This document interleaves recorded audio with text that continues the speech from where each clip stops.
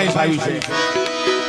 હમણાં થોડા સમય પહેલા ગુજરાતના ફિલ્મ જગતમાં લાલો કરીને ગુજરાતી પિક્ચર આવ્યું છે.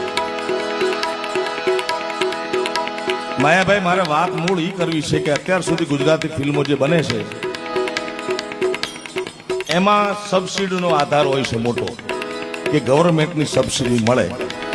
સરકાર બહુ સારી સહાય કરે છે, રાજ્ય સરકાર હોય કે કેન્દ્ર સરકાર 20%, 30%, 40% બહુ સારું હોય તો 60-70% સબસિડી આપે. એ હેતુથી ગુજરાતી ફિલ્મો બનાવવામાં આવે છે એવું મને વિદ્વાનો કહેતા હતા, જગદીશભાઈ, ફિલ્મના માણસો કહેતા હતા.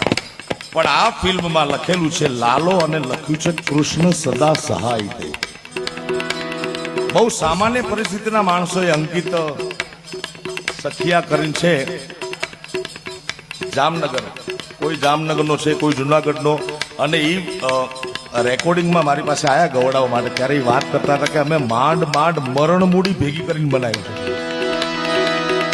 પણ સાયા તું બડો ધણી તુજસે બડો ન કોઈ, તું જેના સિર હથ રખે વો જગ में બડો હો. બીજી વાત તમને કરું કે સરકાર મદદ કરે, કોઈ ફાઇનાન્શિયલ મદદ કરે તો કેટલી મદદ કરે. માથું કૂટે માનવી ત્યારે વીઘો એક બાંડ પવાય, અરે રઘુવીર રીજે રાજડા તો જ નવખંડ લીલો થાય. ગુજરાતી ફિલ્મના ઇતિહાસમાં 50 કરોડ રૂપિયા જેટલો એ ફિલ્મે ધંધો કરે છે, વ્યવસાય કરે. એ વાતને તાળીના ગગડાથી વધાવો.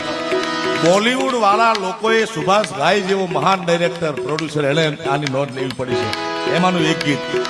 અને કૃષ્ણ તો ક્યાં સહાય ન કરે મારા બાપ. ચાલે